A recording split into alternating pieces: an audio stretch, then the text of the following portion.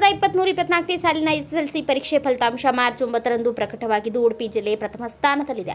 ಕರ್ನಾಟಕ ಶಾಲಾ ಪರೀಕ್ಷೆ ಮತ್ತು ಮೌಲ್ಯ ನಿರ್ಣಯ ಮಂಡಳಿಯ ಅಧ್ಯಕ್ಷೆ ಎನ್ ಮಂಜುಶ್ರೀ, ಪರೀಕ್ಷಾ ವಿಭಾಗದ ನಿರ್ದೇಶಕ ಗೋಪಾಲಕೃಷ್ಣ ಬೆಂಗಳೂರಿನ ಮಲ್ಲೇಶ್ವರಂನ ಕಚೇರಿಯಲ್ಲಿ ಸುದ್ದಿಗೋಷ್ಠಿ ನಡೆಸಿ ಫಲಿತಾಂಶ ಪ್ರಕಟಿಸಿದ್ದಾರೆ. ಈ ಬಾರಿ ಎಸ್ಎಸ್ಎಲ್ಸಿ ಪರೀಕ್ಷೆಯಲ್ಲಿ ಒಟ್ಟು 8,59,967 ವಿದ್ಯಾರ್ಥಿಗಳು ಪರೀಕ್ಷೆ ಬರೆದಿದ್ದು, 6,31,204 ವಿದ್ಯಾರ್ಥಿಗಳು ತೇರ್ಗಡೆಯಾಗಿದ್ದಾರೆ. ಎಸ್ಎಸ್ಎಲ್ಸಿ ಪರೀಕ್ಷೆಯಲ್ಲಿ ಈ ಬಾರಿಯೂ ಬಾಲಕಿಯರದ್ದೇ ಮೈಲುಗೈಯಾಗಿದೆ. ಈ ಬಾರಿ 4,41,910 ವಿದ್ಯಾರ್ಥಿಗಳು, 4,28,058 ವಿದ್ಯಾರ್ಥಿನಿಯರು ಪರೀಕ್ಷೆ ಬರೆದಿದ್ದರು.